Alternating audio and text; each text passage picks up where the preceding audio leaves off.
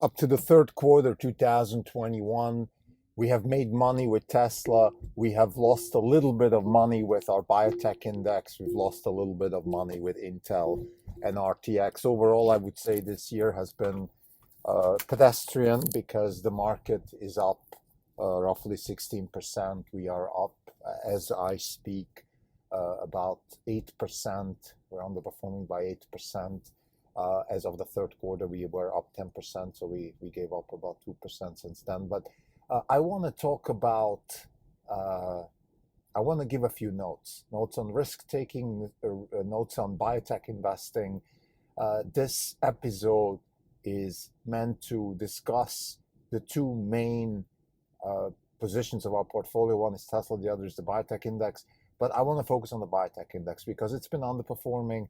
I want to talk about how that feels, how we justify being invested in that space, what the upside, downside is, what the pros and cons are. This is not even wrong podcast.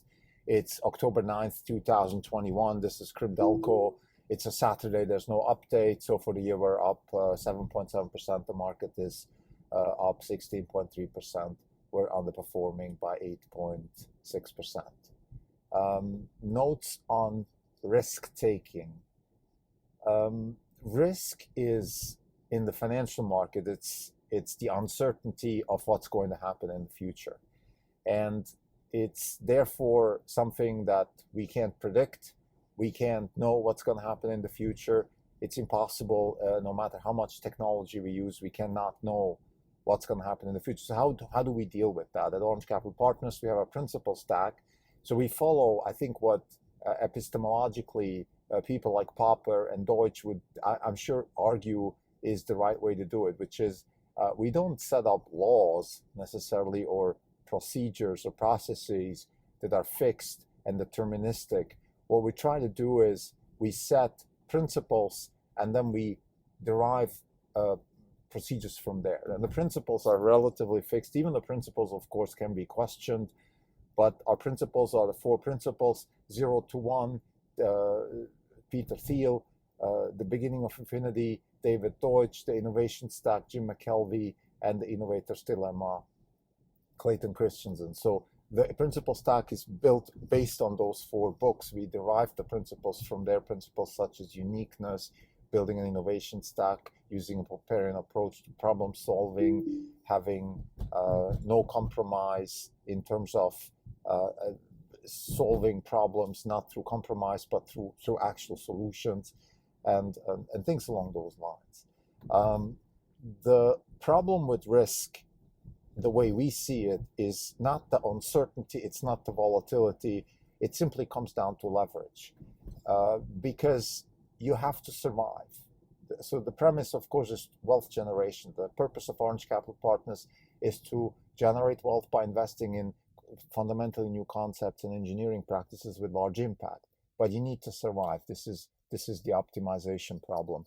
And the survival is leverage. Notes on leverage. Leverage is basically, in terms of financial jargon, it just means debt.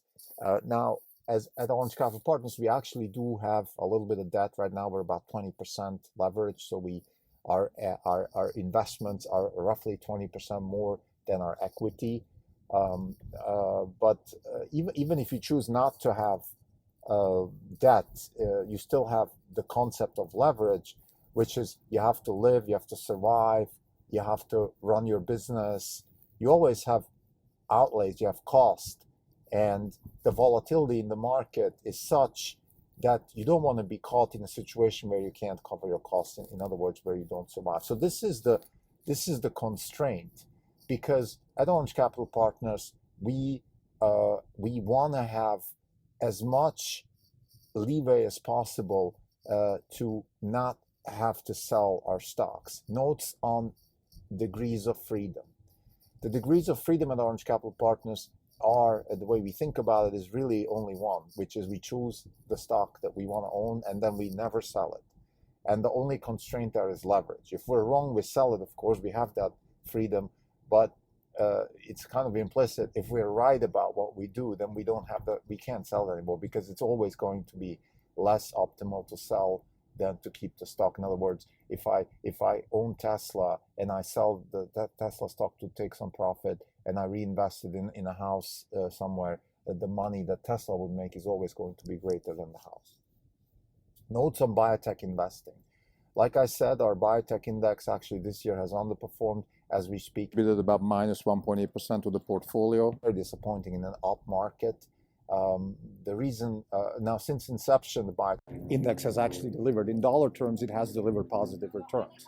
And I would say it's about maybe a fifth of the dollars that we made in the last 2 years since we started investing in the CRISPR index is coming from there. So it is still considered a success, but given the potential and given the expectations that we have, we're certainly underperforming our own expectations, and that's partly because of the reasons we just mentioned, that sort of these autoimmune problems that could arise are not fully understood yet.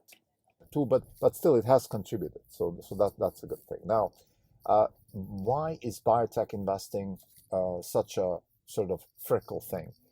Biotech is, like it says, it deals with biology, and the problem with biology is you don't know what's going to happen. We don't have a deterministic way to understand biotech. So it's a bit less, let's say, the case with software. It's less the case with things like rockets, like what SpaceX is doing, for example, because we have more deterministic understanding of the physics and the mechanics and the engineering behind these products and services. In biology, we don't. So this is the biggest problem with biotech investing. And you could ask legitimately the question, why even bother? Because it's so difficult. For example, we just had a setback. A company that we don't even own, Allogen Therapeutics, has had a problem with a few cells of their CAR T therapy that they're doing for a specific type of cancer. Those cells have shown some chromosomal inconsistencies. People are scared because in this particular case, we're talking about immunotherapy. And within immunotherapy, the biggest concern is always that we actually turn the immune system against the patients. The main problem with immunotherapy is that you are creating a set of T cells, which are cells that are supposed to kill bad stuff in your body.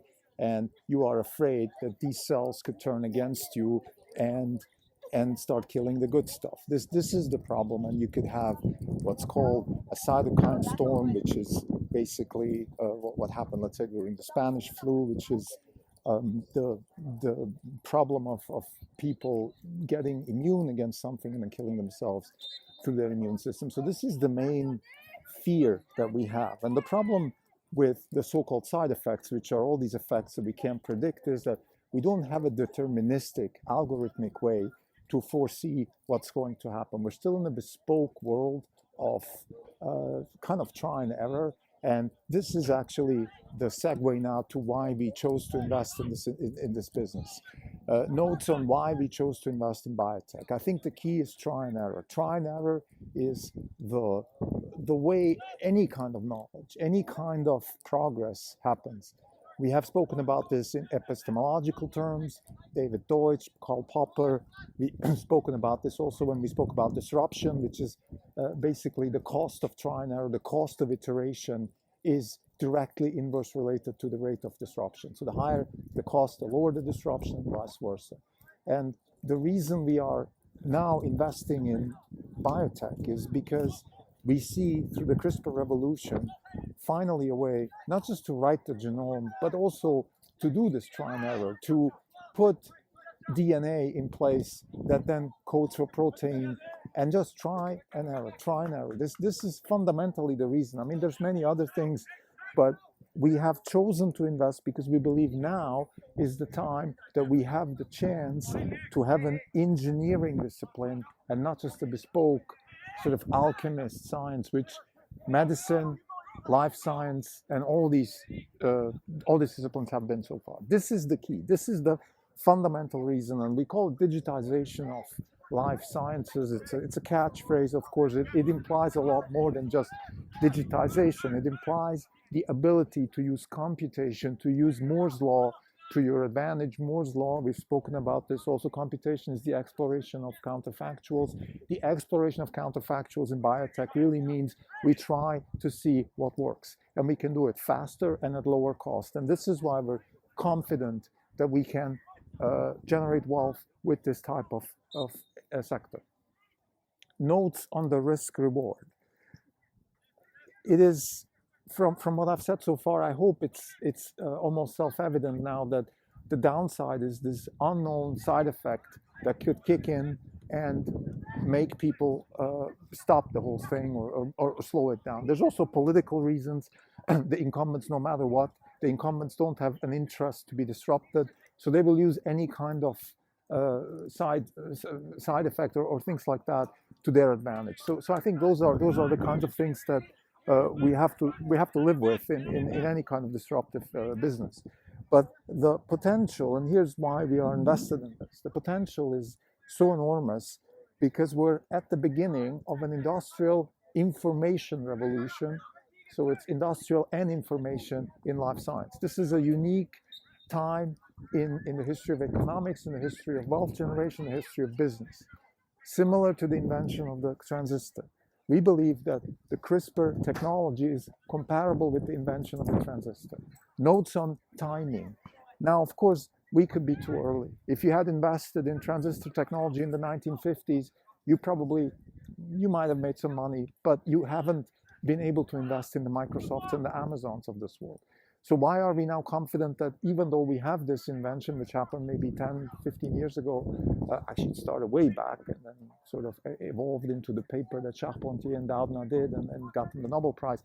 The point here is that first and foremost, we have Moore's law already on our side to the max. I mean, we've been much, much faster in computation and iteration in many other sectors. So they will help us now also get to the point of faster iteration and faster instantiation of products and services. This is why we're confident that we can generate wealth and outperform with our biotech index, even though we run the risk of being too early. In other words, we don't think we're too early. We think that this is the right time, not just for science and technology, but also for wealth generation. To summarize, we spoke about our purpose to find sectors that have this ability to use iteration and try and error to their advantage. Biotech is one of them. That's why we invested in.